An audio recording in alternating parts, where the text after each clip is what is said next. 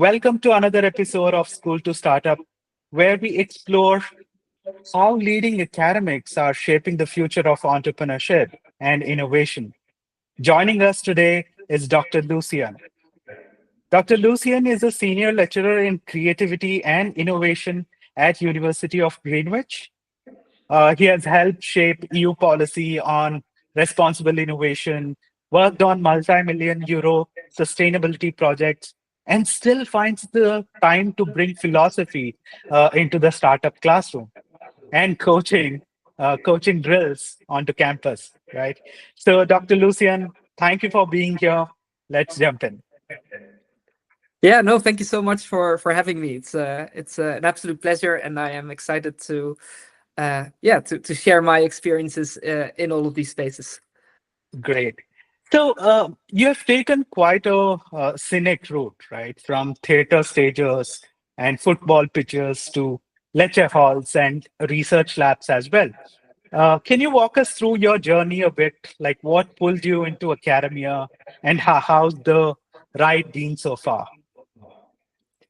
Yeah, of course. So I guess what drew me into academia is probably one of the foundational pillars of academia, which is the discipline of philosophy.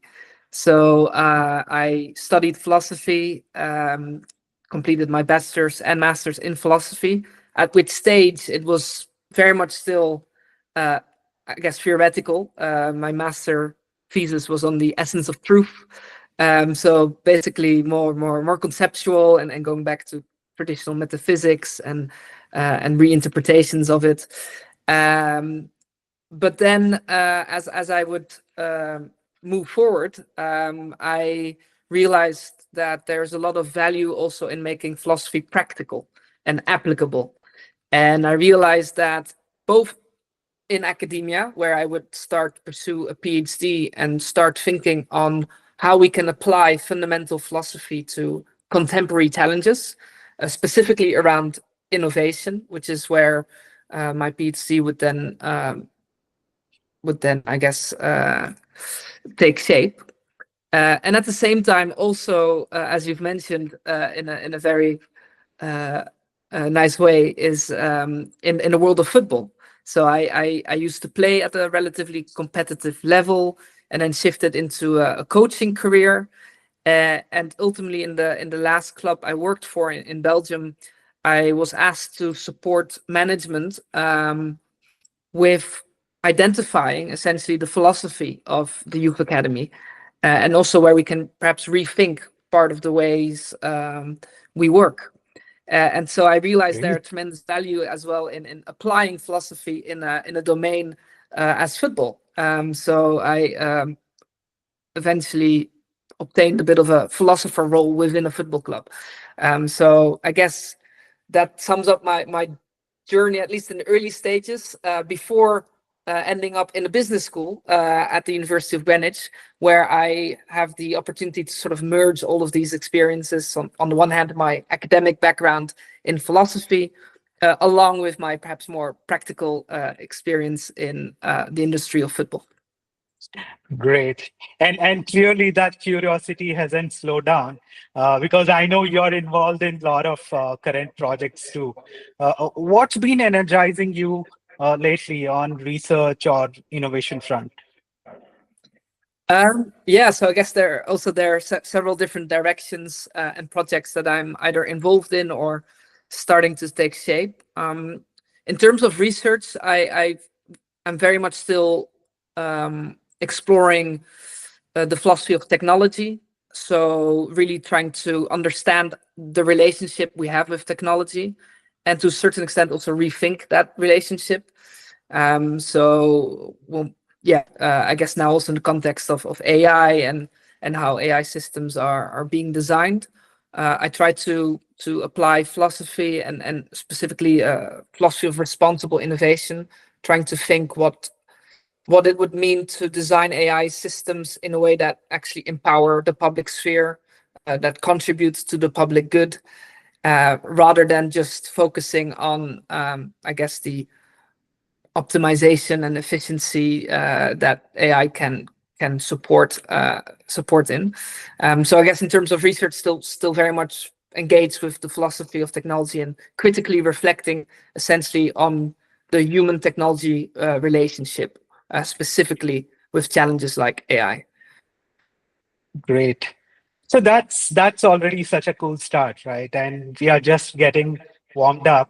If you're enjoying this conversation so far, go ahead and tap subscribe, drop a comment, or share it with the one classmate who keeps, pitching startup ideas over the coffee.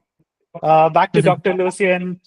The one theme I keep seeing in your book, right, raising the sale of innovation, uh, is the idea of responsible innovation by itself, right? It's one of those phrases people nod along with. But I think many aren't quite sure what it looks like day to day, right? So if Mm. I'm a student or an early stage founder building something ambitious, what does responsibility actually mean in that context? Yeah, that's an excellent question. So I guess that brings me back to sort of the departure point of my research in the philosophy of responsible innovation, which was in fact a while ago in London, although I wasn't living or working in London at the time, and I didn't know that I would end up there. But that's where I found my source of inspiration, which was specifically in the underground.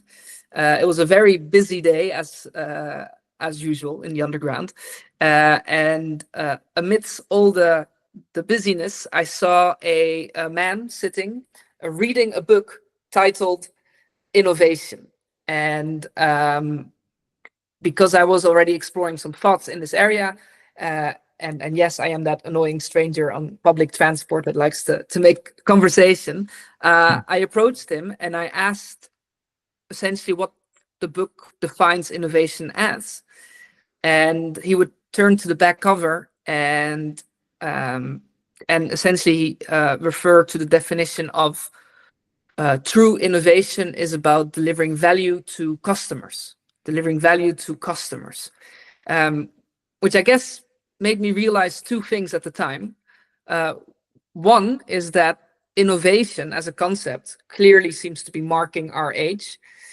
Not only are we surrounded by a lot of new innovations, also in the tube, everyone's on the smartphone, or the tube itself can be considered an innovation.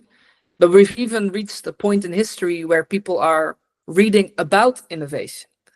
And as the man would later confess, dream of becoming innovators themselves. Right.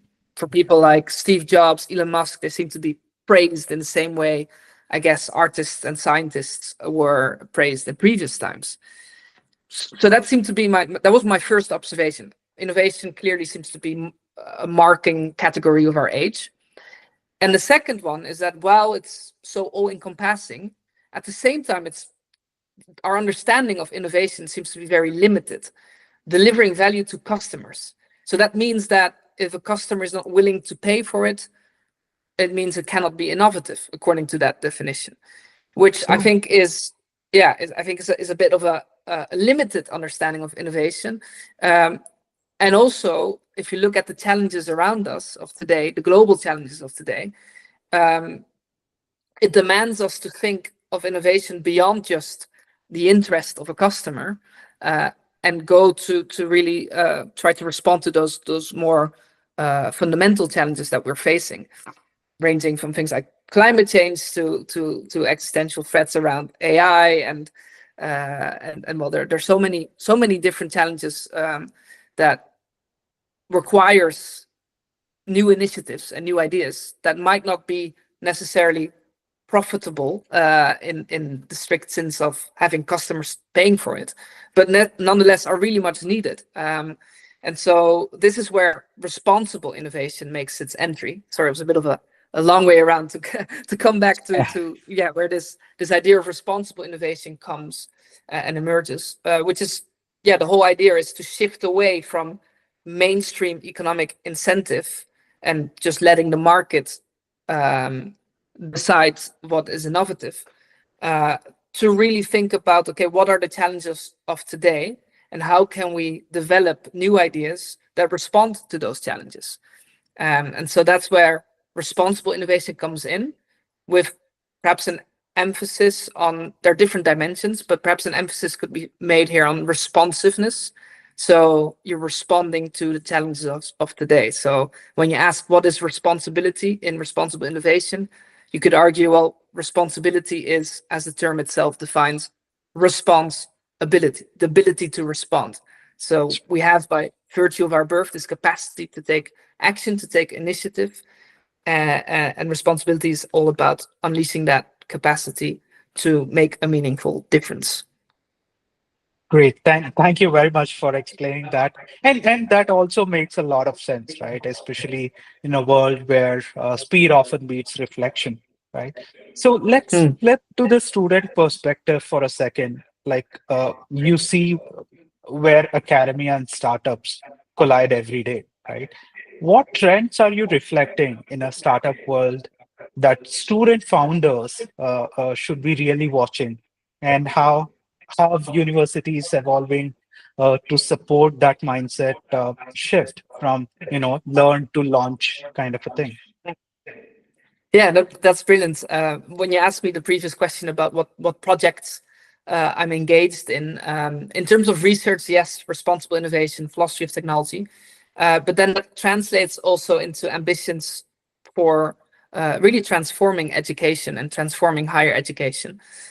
So what we're doing at our faculty is we've introduced a new program in entrepreneurship and innovation, which will be launched in September of the coming academic year, so September 25. And this is a brand new program, precisely responding to, or maybe not responding to, new trends, maybe in some way also leading a new trend, which is that we want to rethink entrepreneurship and innovation. Again, not just for designing or developing new ventures that end up making tons of money, which is great, but really ventures that create a meaningful and lasting impact. So this is one of the big shifts in the narrative, I would say, perhaps in business schools more broadly, although not as fast as I would like it to see. But especially in this program, we really try to put ethics at the core of the program and not merely as an afterthought. So what we often see, and I guess that's sort of the departure point of the design of this program, is ultimately it's the world around us. There are, again, so many challenges, Right. global challenges, societal challenges, and basically what these challenges are doing is they're putting also a lot of pressure on universities and business schools to prepare students to confront these challenges, and not just focus on purely short-term goals, just purely for the sake of, or more instrumental goals for the sake of employability and so on, but really try to think, how can we develop a new generation of change makers, which with a really strong sense of purpose and responsibility. And I guess that's where our program comes in, where we rethink entrepreneurship and innovation to do exactly that. Right. So that kind of a leap, right, from idea to outcome, that is kind of a leap. Often comes with few stumbles as well. Uh, you are from the background in coaching and theater, and you have probably often seen failure show up in the kind of various different forms. So, how are you personally view that failure, and how can we help students see it not as a red mark, but as a kind of creative data? Yeah, I mean, I think failure is an interesting concept. I think that by nature of entrepreneurship, and by nature of being a human, failure is a natural, there's a natural relation to it. It's interesting that you mentioned also the context of theater, because indeed I work a lot in theater as well, and one of the theater companies I'm involved in, the theater director, he always, after every performance, he reminds us about both the beauty and the tragedy of theater, and that's its transient nature, meaning that the performance only happens in the moment of the performance. But once the performance is done, it can never be replicated. I mean, yes, we can do the same performance after, but it will be different. It will be with a different audience, perhaps different actors, or the lines are delivered in a different way. So no performance is ever 2 times the same, which is beautiful Right. because it makes it unique, but it's also tragic because it means that we can only experience it in the moment and never again. The reason I say that now is also in connection to failure, because what we see in theater is that sometimes an actor can forget the lines, fails to deliver the lines, and needs to improvise, and that ties in with this transience. So in the moment, you did not expect this moment to happen, but it happens, and then you have to adapt and you have to respond quickly, and often that response to this failure actually brings in almost a new layer to the whole performance, makes it even more real, brings it to an even more perfect level, which also shows that perfection isn't something fixed, but it's more like it's gradual. So even if you think it couldn't be more perfect, thanks to failing, it became more perfect, which is, I think, a Oh, notion that can be translated to entrepreneurship, where this transience is also, you might have an idea, a creative intuition, you don't know where that will lead, and you go for it, and maybe have a whole plan set out for it to be perfect, and then you realize that, yeah, through failure, and adapting and responding, you make it even more perfect than it was originally, or maybe not. Maybe it fails completely, and that is also the nature of theater, entrepreneurship, and I guess human nature. right. It's so rare to hear that, great, right? So, especially when, move fast and break things are still floating around, these kind of encouraging words will definitely uplift the students. Uh, Coming back to, I mean, if I have to zoom out for a minute, because the whole university landscape is shifting under our feet, right? So, where do you see academia heading in next few years when it comes to, comes to the innovation? Do you think we will see more startups start inside lecture halls from campus? Yeah, so I think, I mean, the question can be perceived in 2 ways. So on the one hand, you could say, okay, how is academia going to evolve? And the other is, how would you want it to evolve? Mhm. I think Sure. in many ways, the current institutional landscape does not allow for the radical change that is needed. So I think there is still too much focus on short-term goals.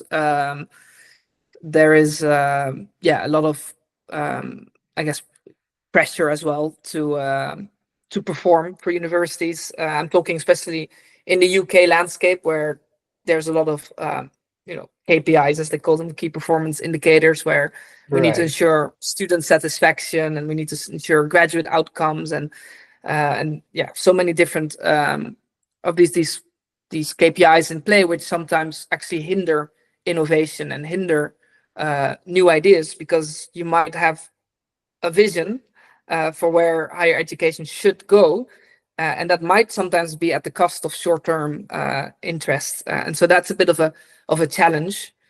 One area, for example, where that happens is when we talk about interdisciplinarity.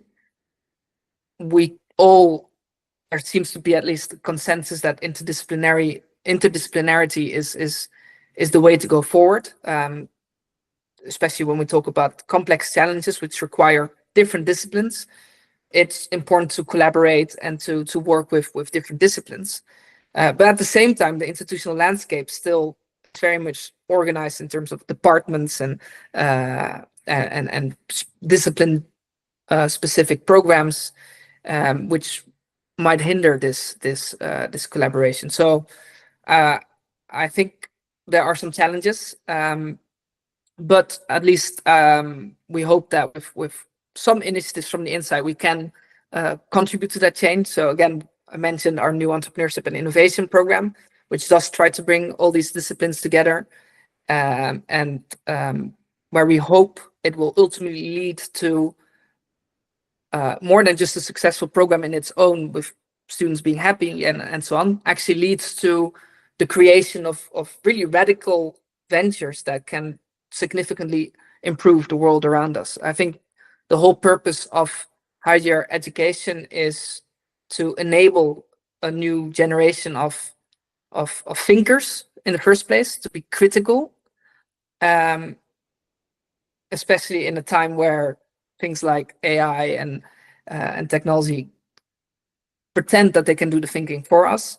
So I think education needs to enable this critical thinking, and at the same time also translate this into impact. So really inspire students to create new things, meaningful things, with where they can reflect their purpose as a human being and ultimately make a meaningful difference in the world. So, okay, that's an interesting viewpoint. And for those just getting started, right? Maybe they might be overwhelmed by all the moving parts. What's that one piece of advice you find yourself giving again and again?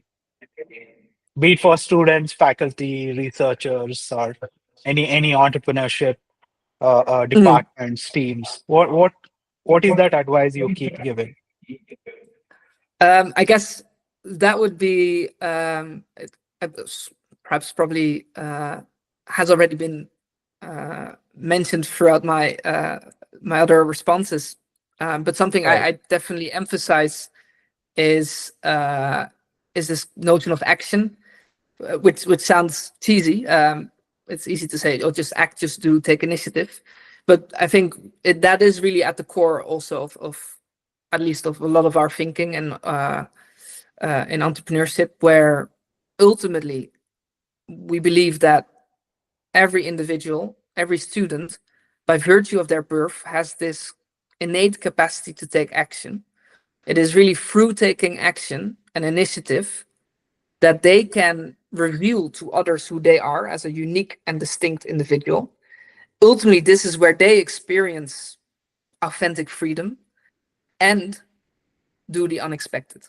I think this is what, let's say, the stands at the core of the vision of the program, is really to unleash this innate capacity of action, as cheesy as it may sound, but still philosophically very, very grounded in, I guess, different philosophers, but one in particular for me, my all-time intellectual crush, Hannah Arendt, a German philosopher from the 20th century, who really talks about this innate capacity for action, and how that is also in turn conditioned by plurality, meaning plurality of values, perspectives, interests. When you bring them all together into the public sphere, that enables an individual to take action.